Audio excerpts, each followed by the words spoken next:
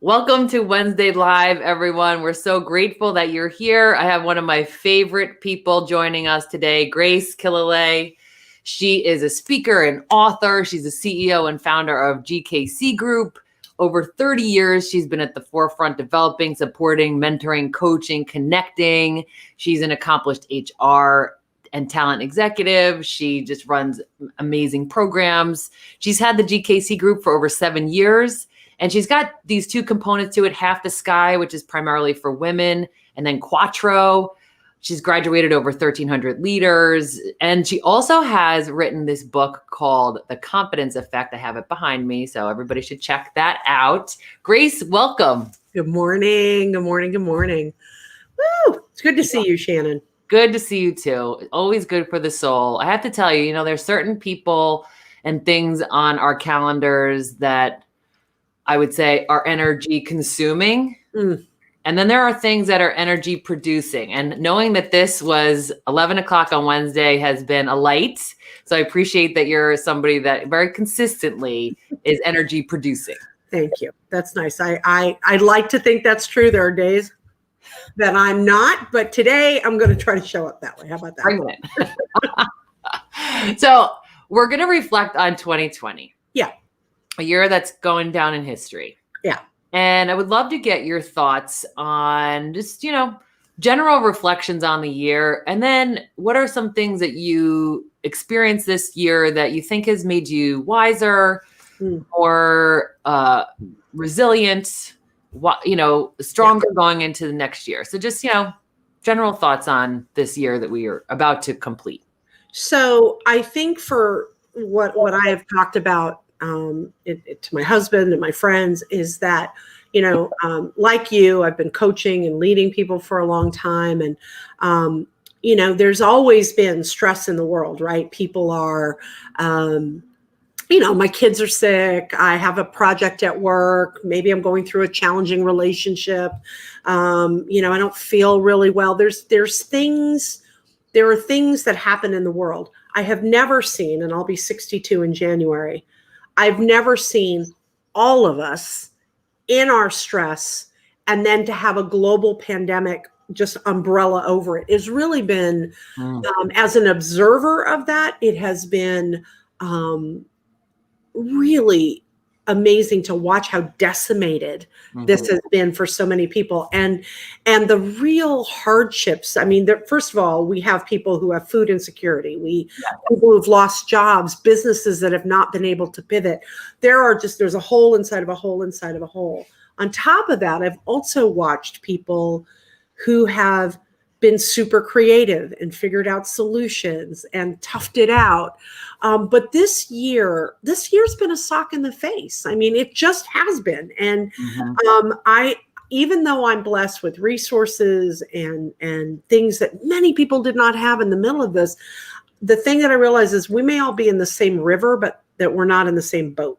Yes. And I keep that thought because I've been in the boat. And I'm watching people in the water, and you and I and people like us and people who have the ability, we have to help get everybody into some kind of boat so that they can survive. But this year has been, in some ways, more difficult than the years I've lost a parent. I have had some challenges in my own life, and this year has felt like all of those in a coffee cup. Let's put all of the hard stuff in a really condensed form, and you have to drink it every day. Yeah. It's there's been blessings. I don't want to focus on the negative, but to deny how hard this year has been is a disservice. Yes. To myself and to the people around me. Yes, I agree. And I think that there's resonance from past pain that we had to sit in this year. I found myself sitting in my own stuff. Tony Murphy, a friend we have in common, says, you just have to sit in your mess. Yeah. And I feel like this year more than ever, I had to sit in my mess, partially because there was nowhere to go. Partially because I'm used to being busy and I just wasn't as busy in the same way. Like traveling and Right. working out schedules. It was busy, but in a more of a mental way than in a physical way. Right. And so because of that, it caused me to be much more reflective. And so I can appreciate what you're saying about like the past hurt in your life. You like re-experience that this year with all of the other setbacks. Sure. And the year has continued to, we're going to, the goalposts kept moving. Sean Acar talks about, when he talks about happiness, he talks about moving the idea of success over the cognitive horizon, right? Like if I get a raise, then I'll be happy. Oh, wait, then I need the title. He just always talks about moving the kind of the goalpost, right? Yeah. And this year has been, it'll be ready. We'll be fine by the fall. Yeah. And what was interesting, Shannon, is for me, I never believed that it was going to be better this year. Never. I have always said, nope, this dog doesn't hunt. This isn't going to be better. And some of that is my HR background and I'm married to a data scientist who was literally coming to me going, the numbers say, and I'm like, okay, I'm married to a data guy, right? Yeah. My data guy was coming to me going, no. Yeah. So, but because of that, I started to shift my energy from when will happiness arrive to what can I do now? Mm-hmm. And that for me has been, I'm grateful that I had that energy, but I have seen a lot of people who have not been able to say, you and I had a conversation earlier and I said, look, there is a vaccine on the horizon, but for someone like me, that's probably June or July, right? That's almost 8 months from now. Yeah. So I'm not sitting here waiting for, it's sort of like when we were little and we were waiting for the prince to come. There ain't no prince. Like, get up, girl, put on your shoes, go do what you gotta do, because the prince is not coming. And that's how I've been looking at this year and into next year, because I'm looking at 2021 going, all right, what do I do? What do I do? And how do I help, like you, lead other leaders and help people along the way? Totally. And I love that idea of like, what's in front of me right now? What's something I could do today? What's, maybe I need to take a breath, literally take a breath. That's something that I've been trying to practice so much throughout this whole pandemic, where I'm like, I should do this all the time because it's good for you. But, who do I need to call that could just give me a lift? What do I need to read? What do I need to not read? Like some things on social media or in the news that are just so toxic that you're like, this isn't helping me, and I'm choosing to engage with this content. So I need to choose not to engage with this content. Right. I went on a news embargo for parts of the time. I limit myself to how much I watch news because it's a repeat and a recycle. Yeah. I started moving because I had to move because I wasn't moving. I will tell you, if you wanted to do a white paper on how not to do a pandemic, you could just, play the tape back on me the first few months. I sat in a chair, face down in a bag of whatever was in front of me, cookies, whatever, and watched West Wing, all 7 seasons. Like literally one episode with the I'm like, click, right? My husband would walk in, he's like, West Wing? I'm like, oh. Like I've already seen it 100 times. Yes. Hallmark movies have been a blessing to me. Shout out to Annie Howell, Annie Howell and Wanya Lucas, Hallmark movies, because they're all the same. Yeah. And God bless them, but they're sweet and nobody gets hurt. Yeah. It's kind of a They get you hooked. I remember years ago and there was a Hallmark movie on, and at first there was like background noise, and then there was a point where my nails were done, everything's done, and I'm sitting on the sofa like talking to the ladies next to me, crying over this Hallmark movie. We've got Susan Perry with us. She says hello. Susan Perry. Michelle Dale. She's with us. She's saying this is spot on. We've got Sheila Olive joining us. Hi, Sheila. And I love me some Susan Perry. That's how I have it. One of the best things I ever did was hire Susan Perry. And I didn't really hire her. Okay, I was going to say, if you get credit for that. Well, she came in. Bio. I just really, really, really, really love her, and she's so good at what she does. Like, she's wicked smart, Yeah. and so I was very fortunate to work with her and get to call her friends. So good morning, Yeah. ladies. Nice. Likewise. Yeah, she did a Wednesday live early on in the pandemic on change management. Of course she did. The change management guru. So that's still on the YouTube channel for anybody who missed it. But these were designed to give people something positive to think about, to connect them to some thought leaders like you, to kind of give us some energy, give us some words of wisdom or direction. And I think that it's been a lift for me too. Like, it's been, I can't wait to see Grace today. We've got Lisa Andriola Kelly with us too. Hi, Lisa. Got a great group with us. So, other reflections on 2020. Grace, I love, it would be fun to do sometime is just scroll through your Facebook posts together, because you share such valuable content. I love your headbands, by the way, your Christmas spirit. Thank you. Just in case we have an emergency. Yes. Oh, is that the one with the lights? I have several with lights, but yes. Okay. Yeah, that is particularly special. I have. Oh yeah, I'm not even done yet. And the glasses, that's my new thing. Oh, yes. Yeah, the Amazon guy is like, forget rose-colored glasses. I need wreath framed glasses, please. So what are some other things that you've learned? Like you said, if you could write a white paper about 2020, which I think is like an interesting concept of like do's and don'ts, the survival guide in any situation, because there's so much that we experienced this year that I think is going to inform us forevermore. People that have, even learning from our mistakes. I mean, there's so many things that I did that were really not great for me that I learned in hindsight, like I shouldn't do that again. Right. Yeah. So other reflections. So I would say the first thing, if we're going in the Wayback Machine and looking in a retrospect, the number one thing is you've got to forgive yourself.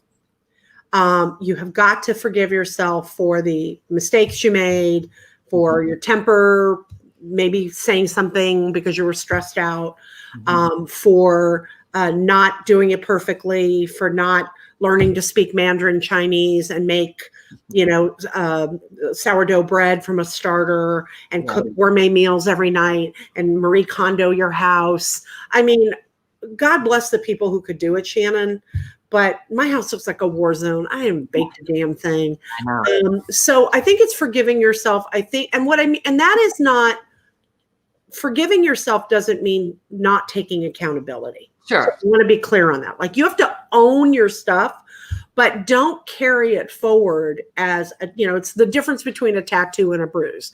Like, ooh, that sucked. Let's move on from it. But don't do it again. Don't make it a tattoo where I've ruined this relationship. No one will ever trust me again. I'm never going to have that client again. So I think forgiving yourself, I think taking accountability and owning what is possible.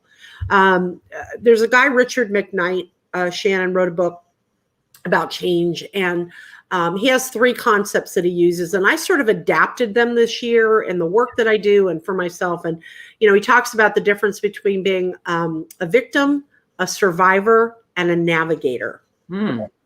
And so for me, I really spent a lot of the early part of the pandemic in survivor. Victim is not a space that I naturally live. I dip in there. Like, I go into the victim pool and I go, ooh, and that's I have no power. This horrible thing has happened to me. It's never going to be okay. Everything sucks. I don't live in that space. But survivor, which is not navigating, navigating is choosing where you're going and being more intentful. Surviving is, I don't want to drown. And I spent a lot of 2020 in survivor. But for me, you also have to learn, are the things that I'm using to survive healthy or unhealthy? Yes. Right? Yes. Right? So for me, I struggle with food. It's a huge issue. It's always been an issue in my life. And I started just going into the food. And, I'm 20 feet from my refrigerator. I live in a 2-bedroom condo, right? So there's not a lot of place to go. And I'm basically right now looking at my fridge. So I was using early on, I was using food. I know a lot of people started saying to me, oh, I'm finishing a bottle of wine every night. I'm eating, I'm not exercising, I'm sleeping all the time. And some of that is depression. I get it. But for me, what I realized is my survival was going to kill me. That what I was using, literally, I was gaining weight, I wasn't moving, I was losing my stamina. So you have to then decide if I'm gonna be in survival mode, which sometimes, listen, if you're in a burning building, surviving is the role. Yes. But we aren't in a burning building anymore. We know we're in a pandemic. We know that some of you won't be returning to work until, Ever. summer or ever. Yeah. And we're having to adapt. And it doesn't mean you don't have hard days, but how do you move to navigator? And for me, navigator became, what am I going to do with my company? I was 100% live, like you, Shannon. We're live. This keynote speaks, workshops, whatever. We're on site with our customers. Yep. That was not something I planned. And then how was I going to take care of myself? And I made a conscious decision to change what I was using as survival and added, for me, moving 60 minutes every day, 6 days a week, and getting out of my fear. I told you earlier that I'd become very anxious during COVID, which surprised me because anyone who knows me doesn't see me as an anxious person. But I live in a high-rise building in Center City, Philadelphia, and something flipped. Yeah. So the other learning is where you are doesn't mean where you end up. Yes. So if you are in that tough place, and some people are, the holidays have thrown people for a loop, missing their children and grandchildren and opportunities to share the holidays and traditions. You can have your moment, but you can be the victim and stay in the water and drown in it. Or you can say, I'm really disappointed. What's possible for me today? Yeah. What could I do that would be better than sitting in the water and drowning? Oh, right. I could call a friend. I could start a Zoom tradition. I mean, you don't have to love it, but it's better than laying there, which is what I did for a few months. Let's be very clear. I was the queen of laying on my couch, eating, watching TV, and letting the world pass me by. That's a long answer to your. Yeah. No, I think thank you for sharing that with us, because it's so relatable, and we can all fill in the blank with whatever we did in survival that wasn't healthy, but it was survival. And I think to give yourself grace to say, we all did what we had to do, and it was an opportunity to learn. And I think your idea of replacing the survival vehicle or mechanism with something that is healthy, because basically what you're saying is I need something to burn my energy or to focus on or to look forward to. So how can I replace some of these unhealthy, more just indulgent kinds of things and replace them with something that would be good for me and would actually give me fuel to run my mission? Because I think the other thing I'm hearing you say, and knowing you for so many years, we've known each other over 17 years, Grace. Yeah, long time. Because my daughter Grace, is 17. She's going to be 18. Right. And I remember, how this is a little sidebar, how sometimes when you're naming something or, trying to come up with a title for something, and people weigh in and you're like, oh, I don't know, it makes it better or worse. Well, we were going to name our daughter Grace if it was a girl, and we were going to name our son Raymond if it was a boy. And then I met you and I was like, okay, we're definitely naming her Grace. Oh, that's nice. Thank you. You helped seal the deal. But that kind of helps me keep track of how long we've known each other. But you're a person of service. And I think that the pandemic gives us an opportunity to say, how could we identify what is the problem? Like what's going on beyond me, not just my own problem, like you and I with how do we recreate our businesses, but also, what are other problems? What talent do I have? Like, what is something that I have access to or I'm familiar with? And then how can I help? Right. I think when we put ourselves into service mode, it's not that our problems go away. They just become less magnified. Well, and you're right. It's what, it's what you're focused on, right? Like I'm looking at the hole in the bucket, or, oh, I can help this person, right? And you talk so much about generosity and kindness and connection. And, I know so many people who have had to reinvent where they put their energy. And, my best friend is retired, and she's now her great niece's preschool teacher. Because the family needed help, and they have 4 young children and 2 twin boys, a little girl and a baby. And the little girl, Isla, this is my friend Judy, they needed some help. And Judy, 3 days a week, goes to the house, and she's part of their bubble, and she works with Isla. And I have friends who have, taken on fundraising, right? Because they know how to help charities and help with food insecurity. And I have friends who've been super politically active because they've taken their energy and say, I want to change policy, and I want to change the direction we're heading in. And how do I put my voice to that? So, and those are the people who I have seen become navigators, right? The people who have extended themselves to others. When this first started, you were doing a prayer meeting in the mornings, right? Yeah. And you did it every day for a while. And right, and you didn't have to do that, Shannon. You didn't. And the fact is, that allowed a place for people to come and have connection and solace and community that they may not have had that day or the day before or the day after. And so you're right. It's using your talent. It's reminding everyone that, we're not stuck. This isn't forever, that there is light.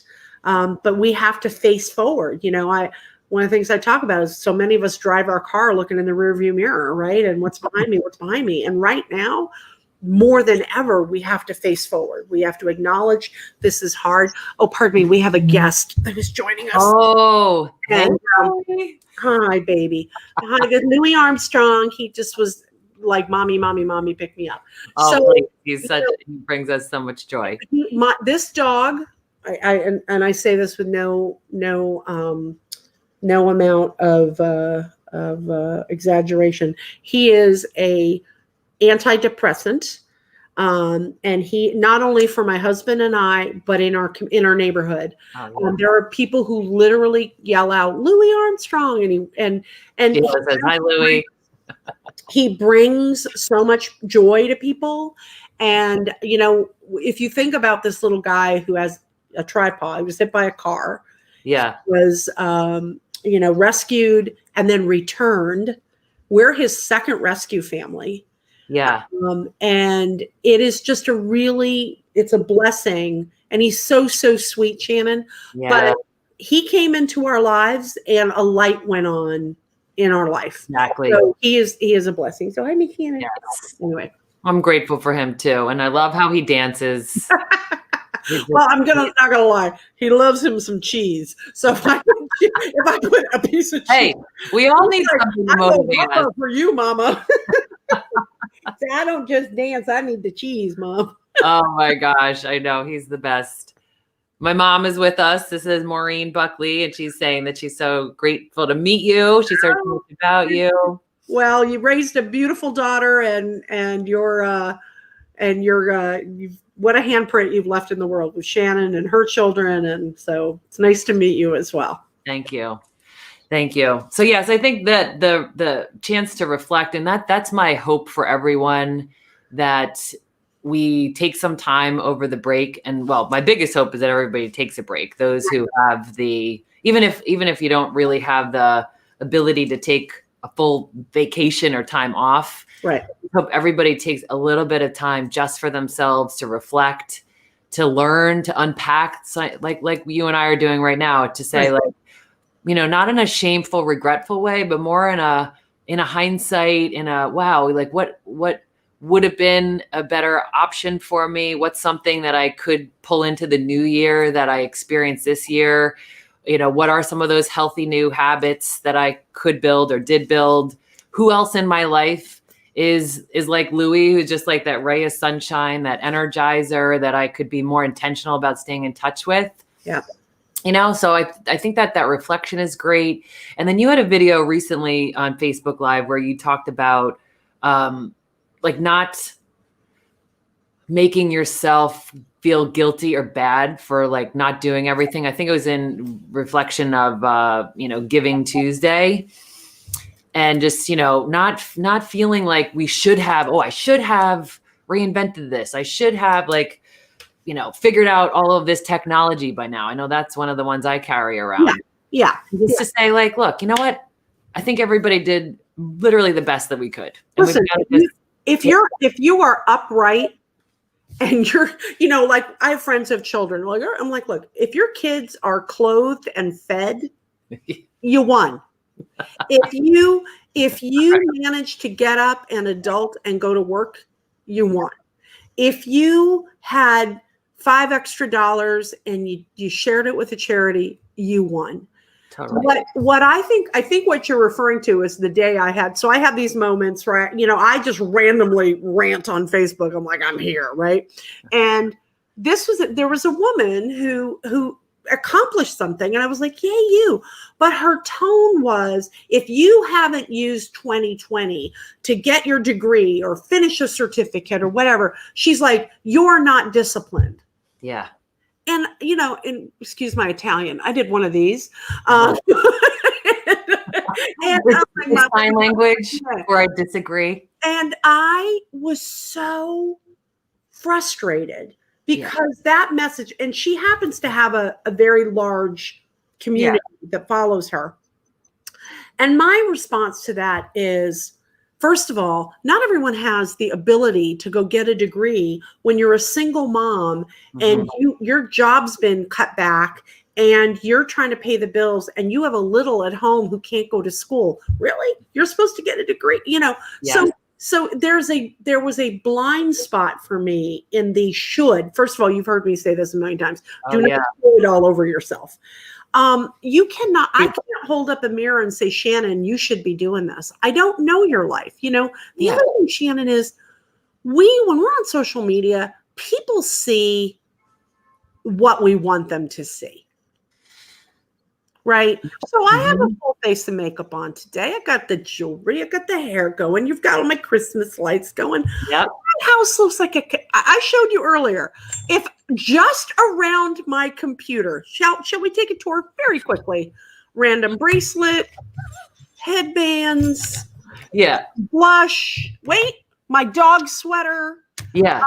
This is a crazy place. And so please do not put your mirror on me and go, why aren't you doing this? So right. It was so. It just triggered you. It angered me because what it does is it takes the person who's struggling and it kicks them. It's like, you're right. You aren't doing it. What? Yeah. Versus, are your kids fed? I know personally several single moms who are not in super high paying jobs, who are home with their kids, doing video calls from the floor in their kids' bathroom because it's the only place they have privacy. And I'm going to tell that person she's not doing it right. I don't think so. Yeah. Yeah, I hear you. And I think that it goes back to like, what's the problem? The problem is that people are shitting on themselves and demonstrating a side of their success that actually shames or judges other people. So it's like, what's the problem? What talent do I have? And you have a talent of speaking. I mean, you just hit play and you go, and it's profound. And then, what difference can I make? It's like, I can just tell people to give themselves a break, cut yourself a break.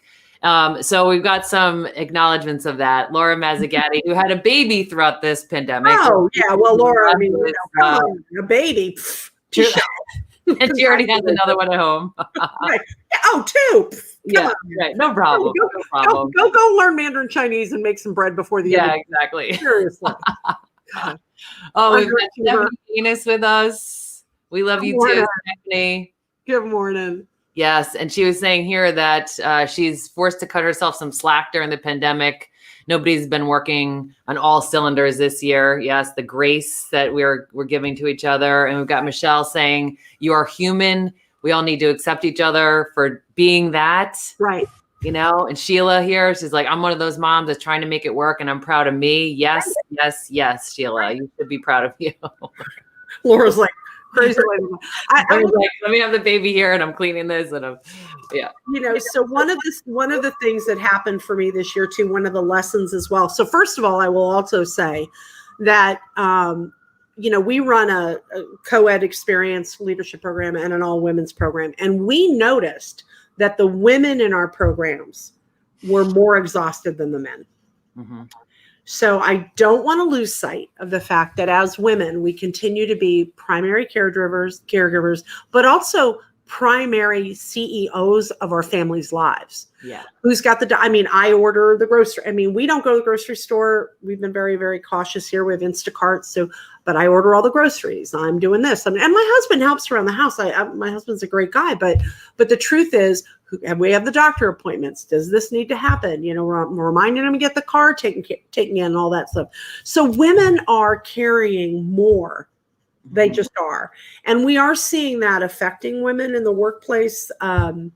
But there was a time. And so one of the things that shifted for me is I was talking to a coaching client, a young guy, vice president. He's been very successful. He's very bright. And he, early on in the pandemic, we were talking and he said, oh my gosh, this thing happened to me on the weekend. I didn't know what to do. And I said, well, what happened? And he said, well, I was on a Zoom call with my boss. My wife, who was dressed like a toxic waste worker, had gone to the grocery store, right? She's wrapped in bubble wrap to go to the grocery store. And their little boy, who was a baby in the house, decided to take off his diaper and water the furniture while his dad was on this call. So I looked over, there's my son just and he goes, I'm talking to my boss, right? But it reminded me that men also are adapting in a different way. Yeah. And that was a learning for me this year because we've had men holding babies during our programs. And I'm like, she holding a mermaid? Like in my own mind, I've watched men shift and say, I'm in this house. Yeah. And I now need to participate in a different way.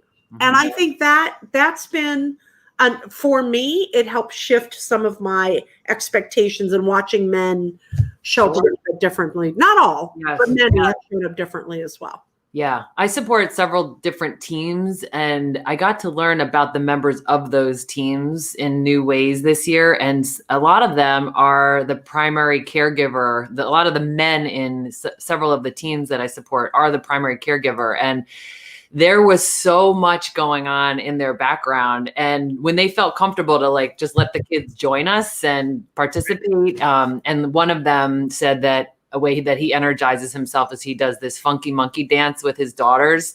And so we were like, well, let's do it. So we pull it up and it's like this funny little dance. It was totally corny, but hilarious, and it just, I thought gave him an opportunity to just be who he is, which is a working dad. And for his daughter or son to be engaged in a way, I think that one of the lessons, I was talking to someone the other day, Shannon, I know we're talking about generosity and connection and but as we were talking, she was being really critical of herself about how the house wasn't super clean and everything wasn't the way. And I said, your children will never, ever brag about how perfectly the lines where you vacuumed were. I vacuumed and then the lines were, my mom, it was like a lawn.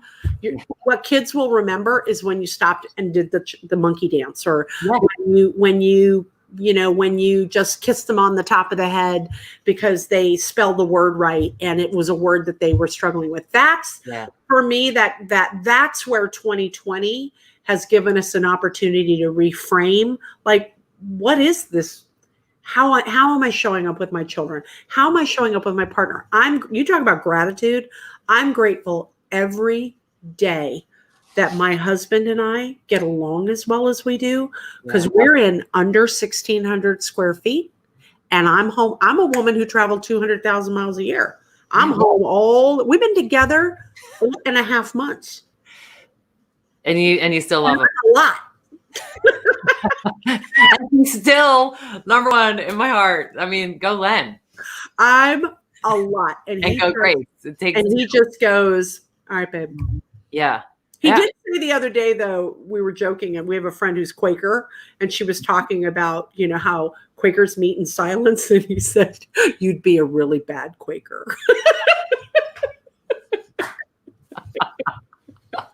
Said with nothing but love, but in true. So not in the cards, really. Not in the cards. Without a lot of practice. Silent meeting, probably not for me. Yeah. So just to wrap on the 2020 discussion, what is your advice for people going into the holidays, or those who are already experiencing the holidays? People who are celebrating Hanukkah are, I think, night 6 or 7 in. So, people are very sad and disappointed and hurt about, feeling like the holidays are ruined. So what's your perspective on the holidays? So I think mine's a little different because I've never been someone who's had a lot of family.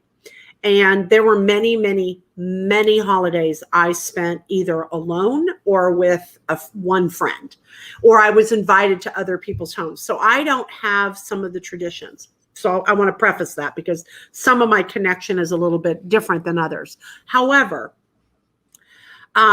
if you know me, I've been wearing a crazy headband every day. Yeah. And I put a picture of myself, whether it's a headband or a crazy pair of glasses, because I don't think joy has gone away. I think you can make joy however you want. And I love making people laugh. And I love to see, and I think that at Halloween, I did a virtual Halloween parade, right? Mm-hmm. I found pictures of cute kids in costumes and I posted them for an entire day. That's all I did. I had the day, and I went boop, boop, boop, and people loved it.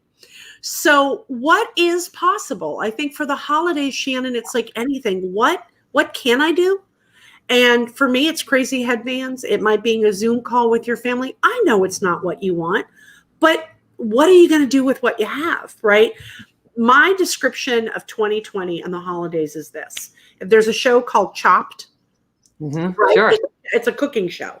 And the chefs get a bag of ingredients, right? They don't know what it is, and they open it up and they're told you have to make a breakfast or an entree or a dessert. And you open it up and you're like, oh, it's lobster, marshmallow fluff, a fruit I've never seen, and oatmeal. And I need to make breakfast out of this, right?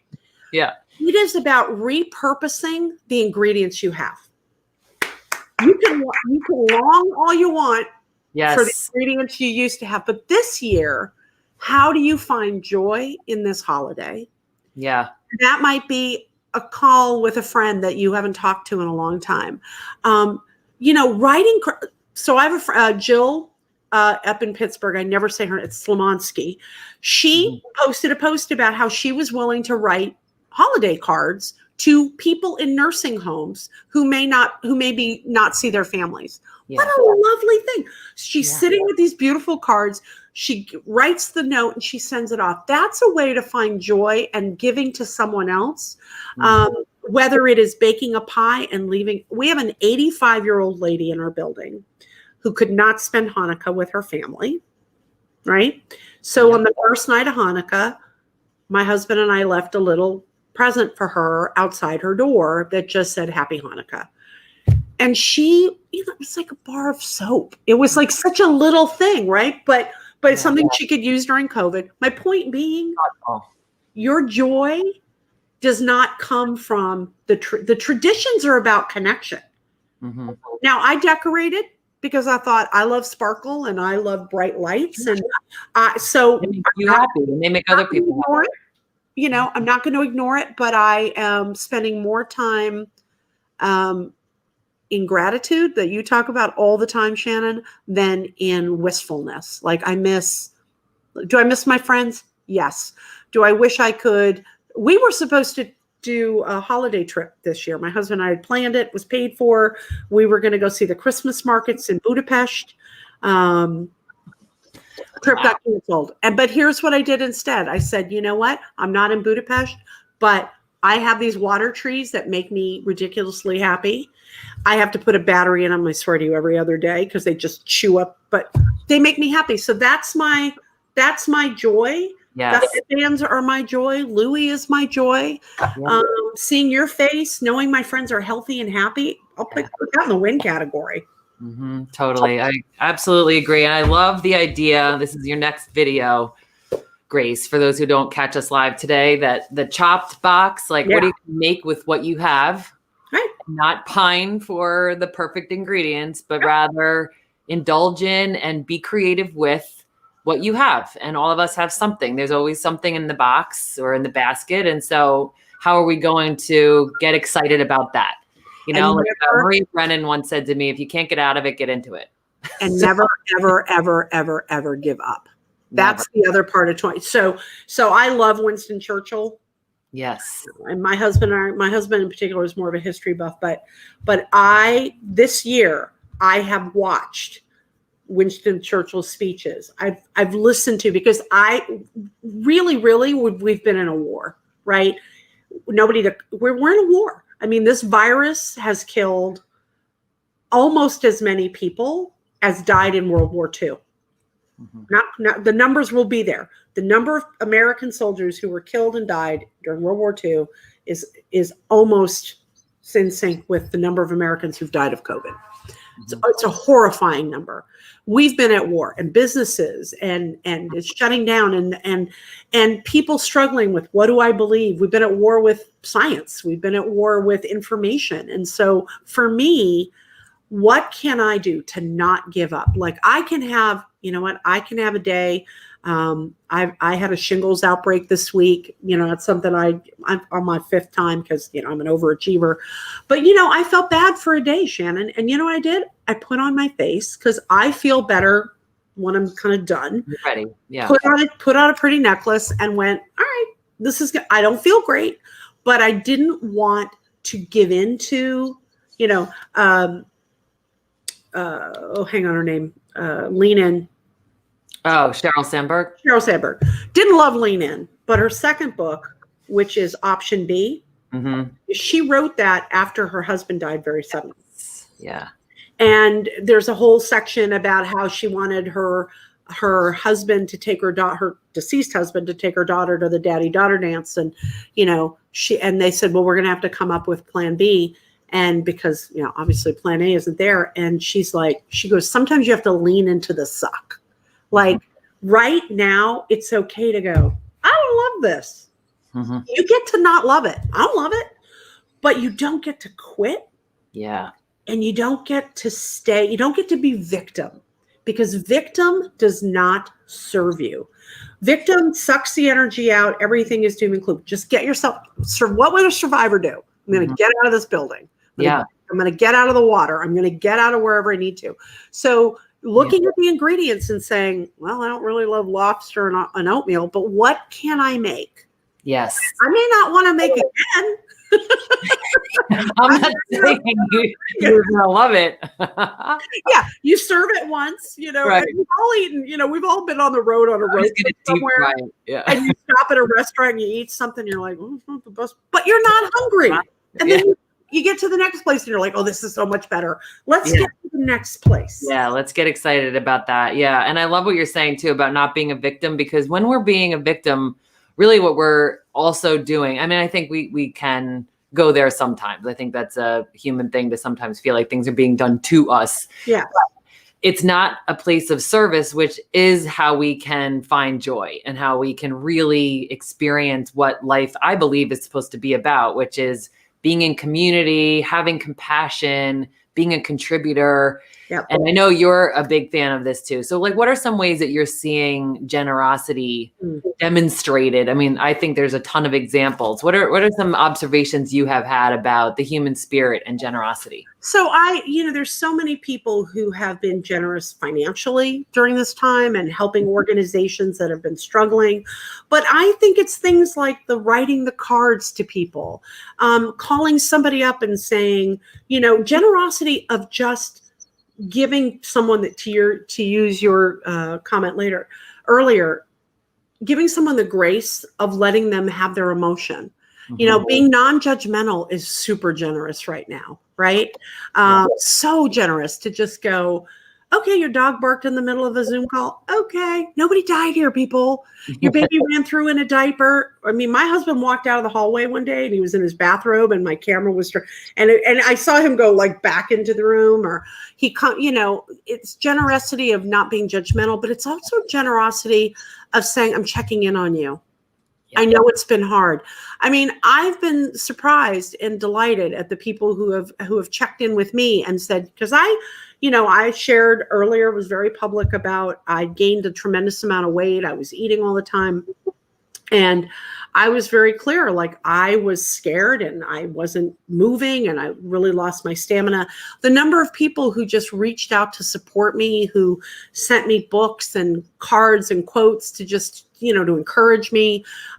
People who have, and here's another way to be generous, to just laugh with someone. You know, the gift of just calling somebody up and going, girl, what the hell were you thinking? Like, well, you know, my best friend with the headband, she goes, I love her, but she's crazy. You know, she you know, but to encourage joy in others, to, you know, if you know a single mom, right? Be a Secret Santa. A lot of the moms that I know have started Amazon lists, and I know women who have gone on and just said, bang, and bought the list for people. Oh, that's a great idea. It's a wonderful thing. And and here's the other thing about generosity. If you can do it without telling people you've done it, that's sometimes I struggle with that, because I'm going to go, I did a really good thing. And that's my own ego. And then there's a lot of times I try to be anti-clause, and I do anti-clause anonymously. Yeah. And I don't tell people that I've done it. And I ask the people who are the recipients not to share. But what is leaving a pie on somebody's doorstep, you know, leaving something for someone unexpected. And it doesn't have to be monetary. It could be a letter. What a connection to write a letter thanking someone for how they helped you this year. Yes. Everybody hear that? Yes. Handwrite a letter and be specific about what you appreciate about the person. I love that idea, Grace. I think that would go so far. And I think I don't think it's wanting credit per se for some of these gifts, but I think that the payoff is that you get the ripple effect of their joy. Like you write them a letter or you do a nice thing, like your neighbor who you left the gift for, like you kind of want to know it's from her because you want to see her face. You want to know what this meant to her. And I think that's that reciprocity ring that could really give us the juice to say, I got this. I can totally stay in the game. If I could just engage in one random act of kindness a day, you know, like just look at something simple. I think the examples you're giving are awesome because like who can't write a note? Right. It's a cost of a stamp and a couple minutes and a pen and paper. And the truth is, not everybody has the same, you know, people are like, oh, I'll buy gifts. And, you know, and how many, like, you know, how many toys does one child need? You know, to say to your child, you know, mommy's going to send a gift to, you know, mommy's going to give toys to Tots. Mommy's going to send something here. We're going to purchase meals we're going to donate to Phil Abundance this year. We're not going to have a huge family dinner, but our family is going to donate the money from that dinner to a food shelter. Excellent. It's a blessing. Yes. You know, your dollar feeds two people, by the way, in most food shelters. $1 feeds two people. So if you're like a $25 donation feeds 50 people, like what else do we need? And so I think that's a great question. Yeah. What else do I need? I mean, again, if you're healthy, God bless we are. If, you know, I have shingles, okay, I'm healthy. And you have a roof over your head and you can feed your kids and you're safe and warm. This holiday already is a blessing. Look beyond. Yes. Yeah. So we've got Nani chiming in about how awesome you are. This is back when we were talking about Len, you and Len. And then loves Michelle, him, and then Michelle saying just saying the word joy makes us smile. And then she just shared this too, which I think is great about teachers deserve extra thank yous, right? Absolutely. Teachers, healthcare workers, like all the people who I believe got some cred and praise early on, but they're still at it. This is 9 months that they've been at this, and they've been recreating how they do it, and they've been managing these virtual classrooms.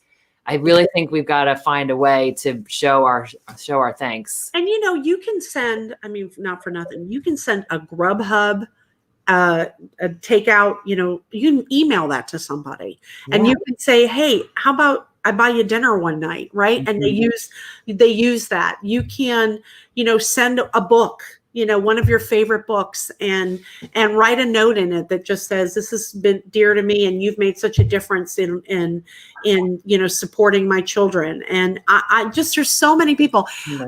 I don't know if you watched, Shannon, yesterday, the news when critical care nurses and doctors were getting the vaccine. Yeah. So many of them were crying while they were getting it.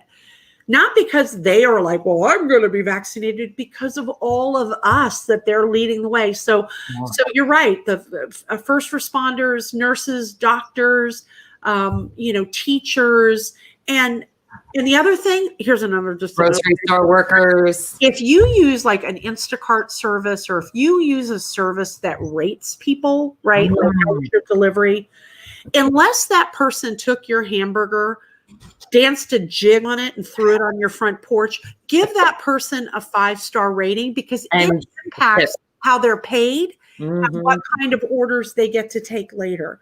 So, you're snarky, you get a 1 star while I'm still in my house. I said to my husband, I go, I cannot give somebody a 1. I don't have to go outside. I don't walk it through the store. I'm not exposed. This person is walking through a Wegmans on my behalf.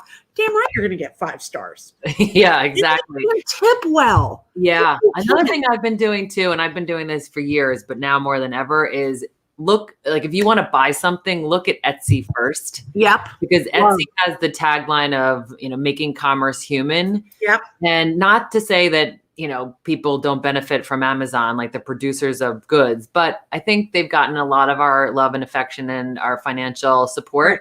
I think we have to spread the love, and Black-owned businesses, like what are some Black-owned businesses that I could find and support, and Black-owned business stores, like the bookstores I've been finding. So just like taking that extra step, rather than just like convenience of like, oh, they already have my credit card number and I hit 2 buttons and it's done. Like, take a little bit of time, and then I think circling back and writing a review so that people find their store and they find that. I think those are some of the other things we could do to help some of these businesses that are struggling. Oh, absolutely, Shannon. And you and I, I said this to you earlier, we've been blessed that we're sort of connected to industries that haven't struggled as much. Mm-hmm. But if you're in the restaurant business or small, I mean, I'm a small business owner and you're a small business owner, but we had businesses that could pivot. Mm-hmm.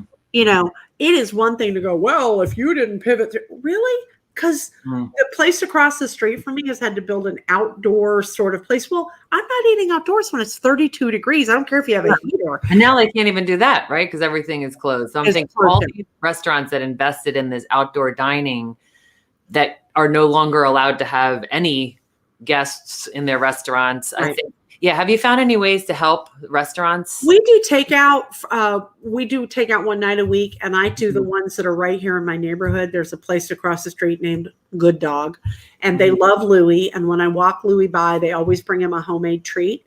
Yeah. And the other thing I do is I tip even if I don't order. Like, I'll be over there with him, and I just have some cash, and I'll go put it in the tip jar, because it's really not just the owners, it's also the hostesses and the waiters, the bartenders. So we rely on that generosity is it doesn't have to be big to make an impact. And, even if it is buying somebody a cup of coffee, paying for the car behind you, sometimes even if the person, that's not a financial thing that they need, it's that someone did something kind that was unexpected. And kindness and generosity, they're an infinity loop, right? They're just in a loop. And so your kindness to me, my kindness to someone else, telling somebody that they made a difference in the world today and how grateful you are that they spent time with you. I mean, I am 100% the recipient of incredible generosity, 100%. And my life is enhanced because of the generosity of people who didn't have to do it, did it anyway. And so I don't just feel like I give it, I'm always in receipt of it. Totally. I 100% agree with that. And I think you're right about the loop around the generosity, kindness, gratitude. And I know you have a gratitude tree, Grace. I do. Share that with us. Well, I can't show it to you because honestly, it's yeah. Why don't we just share the content? I got challenged by someone. It was not my idea that from the day after Thanksgiving until January 2nd to have a gratitude tree. So my best friend, by happenstance, sent me this beautiful kind of artistic metal shaped tree. I collect trees. It's kind of my jam. Yeah. And I started hanging because I didn't have ornaments for it because it's not really designed for that. It's more abstract. I started hanging Christmas tags, like you put on a present. Yeah. And every night I write a tag about the thing I'm grateful for that day. And so we always think about gratitude and Thanksgiving, but what I love is, and it's been things like, them giving a cookie to Louie today. And Louie was, it just brightened up my day. It doesn't have to be big. And I'm not going to lie, there are days where I have to think about it. Like, oh, grateful am I today?